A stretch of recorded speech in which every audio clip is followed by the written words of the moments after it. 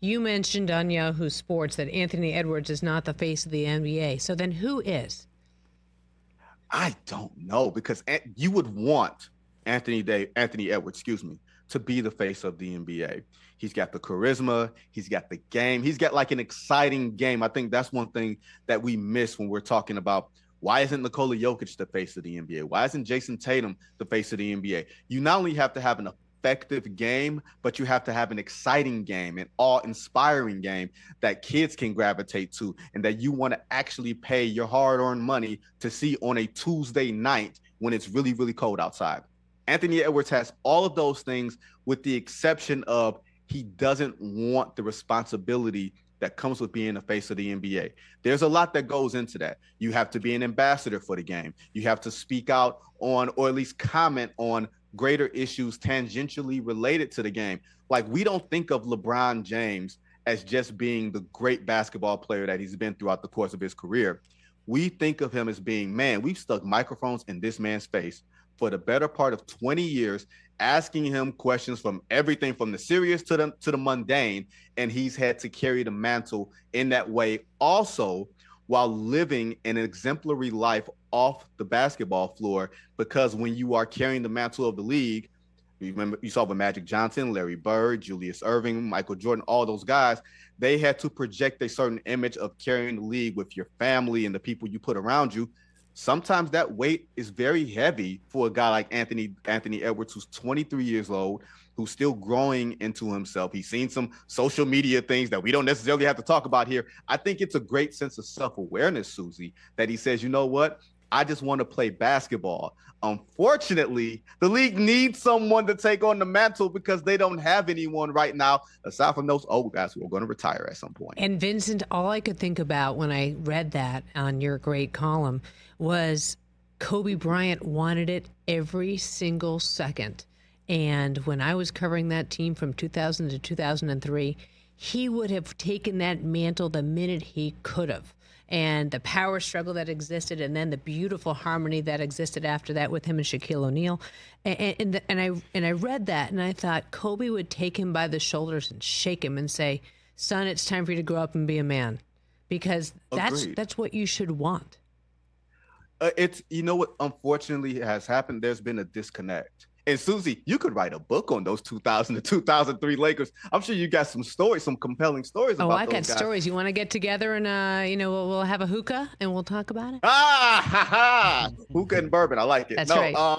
I think what has happened, Suzy, there's been a generational disconnect with these players making the exorbitant amounts of money that they have very well earned, right? With the TV deals, the marketing, everything else that comes with being a professional basketball player. They don't understand and realize that this has been built off of the backs of players who will never receive these type of paydays, that built off of the Magic Johnsons and then Michael Jordans and then so on and so on. The money has gotten greater because the players have built so much equity in the public that you can now invest in players. You can now invest in their brands. You can now marry them with Nike and with Sprite and some of these other brands that are known very well to Americana. And you put those faces there, and then you put the brand deals with NBC and Amazon and everybody else. Like, those deals are because it's not just your game. It's about the fact that you have to carry the league. You have to represent and market the NBA. Like, remember 1992 in the Olympics and Michael Jordan carrying the American flag and draping it over his shoulder because he didn't want the Reebok thing there. Nobody realized it was because he's a Nike guy. We just remember the image and what that created and how that married Michael Jordan with USA sport and how he became a global icon because of that. Who has the great vision to say, this is our responsibility to leave this behind for the next guy and not just cash in off of everything that's been built before we got here? Yeah, I mean, Chris, what do you think? I mean, I can't think of it. I'm just trying to think, going through the Rolodex of NBA players, like, who's willing to step in? And it can't be LeBron James at age 40, because I'm just curious. I'll ask you one more question, then I'll bring Chris in it. But, this trade was clearly meant, and if it did fall into Rob's lap, like, congratulations.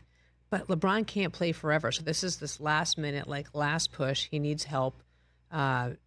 He's playing at all defensive levels. But, God, I mean, who's going to pick up the mantle?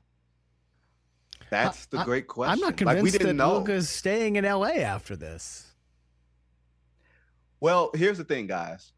The Los Angeles Lakers since 1975, since the year they acquired Kareem Abdul-Jabbar, 74, they have gone a grand total of 7 seasons without having a first ballot Hall of Famer on the marquee. Like, there were the years that Magic Johnson was retired with HIV, and then Shaq and Kobe came. And then there were the years in the wilderness after Kobe Bryant retired before LeBron James showed up. It's been 7 years and 47 years that the Lakers haven't had that guy. So now you bring in Luka Doncic, who's going to carry the mantle, presumably, when LeBron James retires. He may never retire. Like, the way he's playing, it's like this man's going to play until he's 80 years old. We're going to be having this conversation 10 years from now. How long is LeBron going to play? He can't play until he's 60. He might just, right? But I think from the standpoint of the Lakers needing that next torchbearer, it's good for the league. We just don't know, how well Luka's going to handle it. I'll tell you this, and this could get me in trouble here. Oh, good. I like that. Cooper Flagg out of Duke could very well be the next guy. He's in Duke. He's a nice, strapping young man. And, let's be honest, the league wouldn't be opposed to having a white superstar who carries the league. They would like that. And it wouldn't be such a bad thing because we can't depend on LeBron and KD and Steph. And Steph Curry came out of nowhere. Like, he had the story and the pedigree, but we didn't know Steph Curry was going to turn into the greatest shooter of all time and have this great story that people could sort of gravitate to because of his family, because of his lineage, because of his size. I think the next guy is going to be someone we don't see coming. I think part of that is a beautiful thing, though. Catch the Rich Eisen Show live weekdays from 12 to 3 p.m. Eastern on Roku Sports Channel in the U.S. Search Rich Eisen Show on your Roku device for daily replays.